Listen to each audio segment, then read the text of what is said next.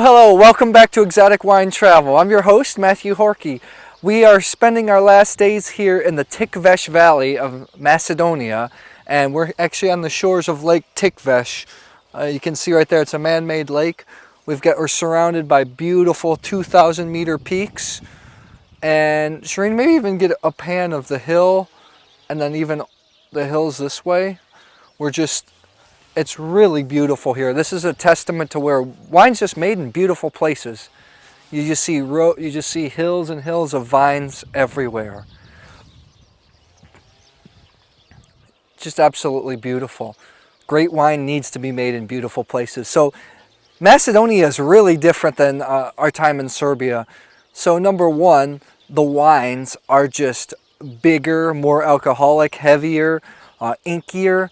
Macedonia gets 270, 300 days of sun per year. Really ripens the grapes. A lot of times even you taste the tannins are very sweet in the wines, in the big red wines. The white wines, actually, I did not have a high expectation for them. They taste really good because there's a lot of alcohol in them. They're higher alcohol, 14.5%, so they bring a lot more body.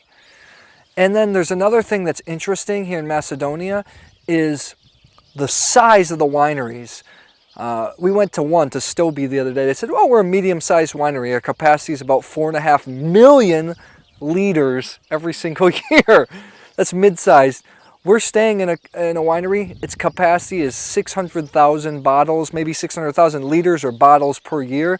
And a lot of people say that's pretty small for a winery. So in Macedonia, the wineries are huge, huge, huge, huge.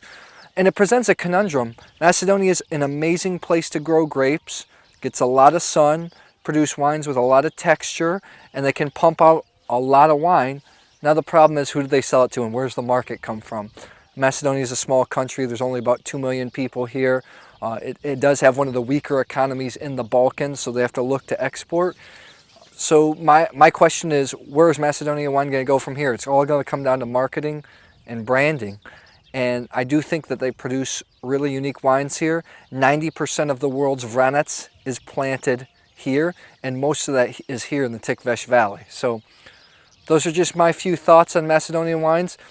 If you're a tourist, it's a little bit, you have the experiences where these wineries are huge, they have restaurants, they're very organized, but you're not talking with the owners, you're not talking with the winemakers because they're big businesses. And maybe some people like that. You have the nice restaurant, the nice food, everything's nice, clean, and organized. You're not going to get the smaller personal touch from really small wineries. And there's good and bad to both sides. It's up to you to choose what you like. But I would definitely recommend, if you're in this part of the world, check it out if you're a wine lover. They make some real interesting wines. You can see it's incredibly beautiful. And that's that.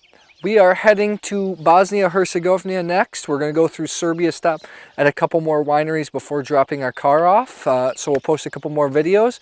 If you like this video, subscribe to our YouTube channel, Exotic Wine Travel, and I'll see you at the next episode.